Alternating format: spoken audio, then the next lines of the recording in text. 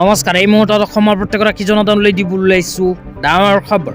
তো যিসকল মানুহে ভিডিঅ'টোত ক্লিক কৰিছে অনুগ্ৰহ কৰি ভিডিঅ'টো স্কিপ নকৰি প্ৰথমৰ পৰা শেষলৈ চাই থাকিব, কিয়নো এইটো ভিডিঅ'ৰ মাজত কেইখনমান চৰকাৰী আঁচনিলৈ আপোনালোকক গুৰুত্বপূৰ্ণ খবৰ প্ৰদান কৰিম।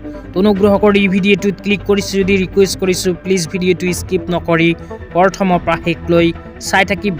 লগতে মোৰ চেনেলত নতুন হ'লে প্লিজ চেনেলটো ছাবস্ক্ৰাইব কৰি মোৰ লগত থাকিব এনেকুৱা নতুন নতুন ভিডিঅ' সকলোতকৈ আগত পাবলৈ। তো বলক ভিডিঅ'টো আৰম্ভ কৰি আজি প্ৰথমটো গুৰুত্বপূৰ্ণ আপডেটৰ বিষয়ে বিস্তাৰিত জানি লওঁ। লগতে আপোনালোকক ৰিকুৱেষ্ট কৰিছোঁ অনুগ্ৰহ কৰি ভিডিঅ'টো শ্বেয়াৰ কৰি দিব। আজি প্ৰথমটো গুৰুত্বপূৰ্ণ আপডেট হ'ল অসম চৰকাৰে নতুনকৈ আৰম্ভ কৰা প্ৰি মেট্ৰিক স্কলাৰশ্বিপ আঁচনিলৈ। তো যিসকল অনুসূচিত জনজাতি শিক্ষাৰ্থীয়ে ক্লাছ 1ৰ পৰা আৰম্ভ কৰি ক্লাছ 8ম শ্ৰেণীলৈকে পঢ়ি আছে সেইসকল শিক্ষাৰ্থীৰ বাবে অসম চৰকাৰে 2025-26 বিত্তীয় বৰ্ষৰ বাবে আৰম্ভ কৰিছে প্ৰি মেট্ৰিক স্কলাৰশ্বিপ আঁচনি। এইখন স্কলাৰশ্বিপ আঁচনিৰ জৰিয়তে অনুসূচিত জনজাতি ST ছাত্ৰ ছাত্ৰীসকলে 1200কৈ টকা লাভ কৰিব।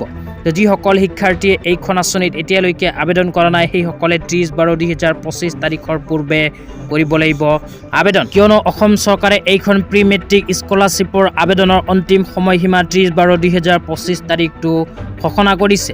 সেইকাৰণে অনুসূচিত জাতি ST কেটেগৰীৰ ছাত্ৰ ছাত্ৰীসকলে প্ৰি মেট্ৰিক স্কলাৰশ্বিপখনত যদি আবেদন কৰিব বিচাৰে তেন্তে 30/12/2025 তাৰিখৰ পূৰ্বে কৰিব লাগিব আবেদন। তেতিয়া আপোনালোকক দিবলৈ লাগিছোঁ আজি দ্বিতীয়টো খুবেই গুৰুত্বপূৰ্ণ খবৰ। তো আজিৰ দ্বিতীয়টো গুৰুত্বপূৰ্ণ খবৰ হ'ল অৰুণোদয় আঁচনিলৈ। তো আপোনালোকে মোবাইল স্ক্ৰীনত চাব পাৰিছে অৰুণোদয় আঁচনিলৈ টাইম 8 নিউজ চেনেলৰ ফালৰ পৰা এক বিশেষ আপডেট কেইদিনমান আগত প্ৰদান কৰিছিল। তো যিসকল মানুহে অৰুণোদয় আঁচনিৰ টকা আগতে পাইছিল কিন্তু বৰ্তমানে নিজৰ বেংক একাউণ্টত অৰুণোদয় আঁচনিৰ 1250কৈ টকা নাপায় সেইসকল মানুহৰ বাবে আহি গ'ল ভাল খবৰ, কিয়নো আপোনালোকৰ বেংক একাউণ্টত যদি আগত অৰুণোদয় আঁচনিৰ 1250কৈ টকা সোমাইছিল কিন্তু বৰ্তমানে অৰুণোদয় 3.0 আঁচনিখন আৰম্ভ হোৱাৰ পিছত আপোনাৰ বেংক একাউণ্টত অৰুণোদয় আঁচনিৰ 1250কৈ টকা নোসোমায় তেন্তে নিজৰ DC অফিচত গৈ আপোনাৰ অৰুণোদয় আঁচনিৰ নামখন ঠিক কৰিব পাৰিব, যদিহে আপোনালোকে অৰুণোদয় আঁচনিৰ 1250কৈ টকা পোৱাৰ যোগ্য। লগতে ইয়াতে উল্লেখ কৰা হৈছে আপোনালোকে পৰৱৰ্তী সময়ত DC অফিচত নোযোৱাকৈ অৰুণোদয় আঁচনিৰ নিজৰ নামখন কৰিব পাৰিব, ঠিক কিয়নো অসম চৰকাৰে আকৌ নতুনকৈ 2026 চনত আৰম্ভ কৰিব অৰুণোদয় আঁচনিৰ আবেদন। তেতিয়া আপোনালোকক দিবলৈ লাগিছোঁ আজি তৃতীয়টো খুবেই গুৰুত্বপূৰ্ণ খবৰ। আজিৰ তৃতীয়টো গুৰুত্বপূৰ্ণ খবৰ হ'ল অসম চৰকাৰে নতুনকৈ আৰম্ভ কৰা চৰকাৰী ই-ৰিক্সা আৰু মপেডৰ আবেদন সম্পৰ্কলৈ।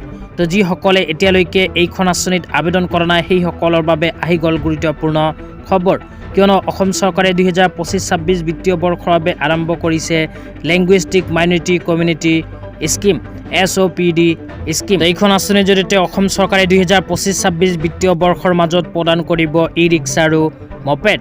তো যিসকলে এতিয়ালৈকে আবেদন কৰা নাই সেইসকলে 31/12/2025 তাৰিখৰ পূৰ্বে কৰিব লাগিব আবেদন, কিয়নো এইখন আঁচনিত আবেদনৰ অন্তিম সময়সীমা 31/12/2025 তাৰিখ।